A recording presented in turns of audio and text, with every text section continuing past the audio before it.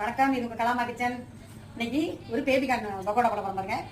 ஒரு 150 gram baby corn வந்து cut பண்ணி வச்சிருக்கேன். நல்லா கழுவிட்டு இந்த பாருங்க, வெங்காயம் 2 வெங்காயம், கொத்தமல்லி, கருவேப்பிலை, பச்சை மிளகாய், பூண்டு, சோம்பு நுணுக்கி வச்சிருக்கேன். ஒரு அரை ஸ்பூன் மிளகாத்தூள், எனக்கு காரம் பத்தாதுன்னா கொஞ்சம் மிளகாத்தூள். சிக்கி ஏற்க ஒரு ஸ்பூன் உப்பு போட்டு இதை வந்து எல்லாம் பிசைஞ்சிக்கிறோம். அப்படின்னா அப்படி சேர்த்து பிசைஞ்சிக்கிட்டீங்கன்னா நல்லா சாப்பிட்டா டீ போடுறதுக்கு வசதியாக இருக்கும். வச்சுட்டு இப்போ இந்த கானில் போட்டுக்கிறோம். 125 கிராம் கடலை மாவு போடுறேன். அரிசி மாவு, வெறும் பச்சரிசி மாவு. முன்னாடி இந்த மாதிரி நல்லா உதிரி உதிரியாக பிசைஞ்சிட்டு இப்படி தெளிச்சுக்கணும். ஊற்றுனா தொடர்ந்து பச்சை மாவு மாதிரி போயிடும். ஊற்றக்கூடாது, தெளிச்சுக்கணும். கரெக்டாக இருக்கும். தெளிச்சு தண்ணியே ஒரு 1/4 லிட்டர் எண்ணெய் வச்சிருக்கிறேன். சூடாயிட்டு நல்லா இப்படி பண்ணி கிள்ளி இப்படி போடணும், உதுத்து விடணும். அப்படியே சூப்பரா கான் பக்கோடா போட்டது பாருங்க. ஹெல்த்தியான பேபி கான் பக்கோடா ரெடி. வாங்க எப்படி